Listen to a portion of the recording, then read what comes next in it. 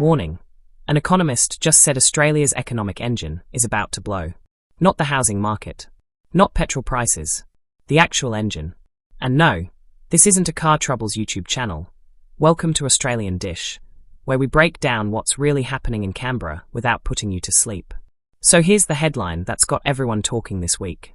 Warren Hogan, Managing Director of EQ Economics, went on Sky News and basically told Australians to brace for impact. His exact words: if the economy keeps running the way it is, quote, the engine's going to blow. Now before you panic and start hoarding canned beans, let's actually unpack what this means. Because economic jargon has a habit of sounding scarier than it needs to. Here's the setup. Hogan's argument is that everyone's been expecting interest rates to drop, and sure, they might dip a little here and there. But his bigger claim is that the average level of interest rates going forward could actually climb above 5%, and at best only ease back down to around 3%.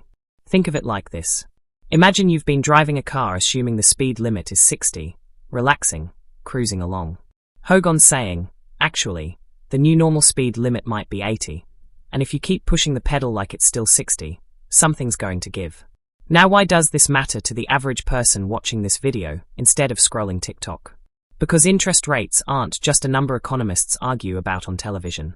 They are the reason your mortgage repayment might jump, the reason small businesses hesitate to take out loans, and the reason your weekly grocery bill somehow keeps creeping up even when nothing in your trolley has changed. When rates rise, borrowing gets more expensive across the board, and that ripple effect touches almost everyone, whether you've got a home loan or you're just trying to save for one. But here's where it gets spicier. Hogan didn't stop at just warning about higher rates. He specifically pointed at how the government's been running the economy, describing it as operating on what he called the red line. If you're picturing a car dashboard with the needle buried in the danger zone, that's exactly the image he's going for. His argument is that continued high levels of government spending are keeping inflationary pressure alive, which in turn keeps the Reserve Bank cautious about cutting rates too far or too fast. Now let's pause and give this some context, because one warning from one economist isn't the full picture. Australia's economic story right now is genuinely a tug of war. On one side, you've got voices like Hogan raising concerns that continued deficit spending and cost of living support measures are working against the Reserve Bank's efforts to tame inflation.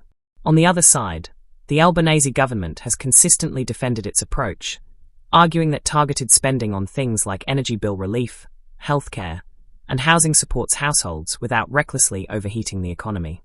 Treasurer Jim Chalmers has repeatedly pointed to improving inflation figures and a resilient labour market as evidence the government's economic management is working, not failing. So who's right? Honestly, that's the fun part about economics. Everyone's got a model, and everyone's model somehow proves their own point. Critics of government spending argue it's inflationary. Supporters argue that without it, everyday Australians would be doing it even tougher. Both sides are reading the same economy through very different glasses.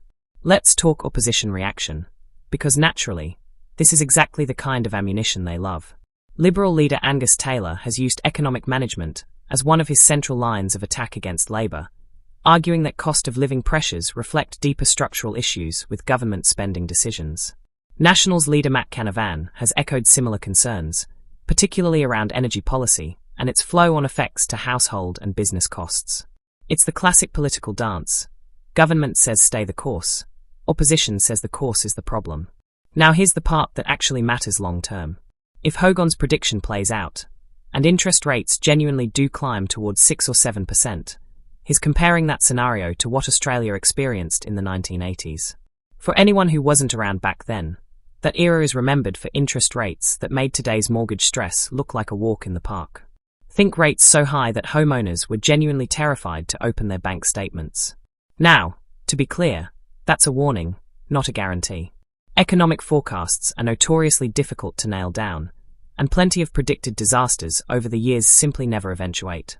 But it's worth understanding the scenario being floated, because it shapes how seriously we should be watching upcoming Reserve Bank decisions and federal budget announcements. So what happens next? Realistically, all eyes turn to the Reserve Bank's upcoming rate decisions and the federal government's next budget update. If inflation numbers cooperate, rate cuts remain on the table, and Hogan's warning might end up as one of many predictions that didn't quite land. But if spending continues at current levels and inflation proves stubborn, This warning starts looking a lot less like fear-mongering and a lot more like foresight. Either way, it's a conversation worth watching closely over the coming months, because whether you're a homeowner, a renter, or just someone trying to keep their grocery bill under control, this stuff eventually lands on your doorstep. And that's the real story behind the headline. Not a car crash, not a catastrophe, just a genuine debate about how Australia's economy should be steered from here. If you found this breakdown useful, hit subscribe, because Australian Dish is where we turn confusing political headlines into something you can actually understand. And drop a comment telling us whether you think the engine's overheating or running just fine. See you in the next one.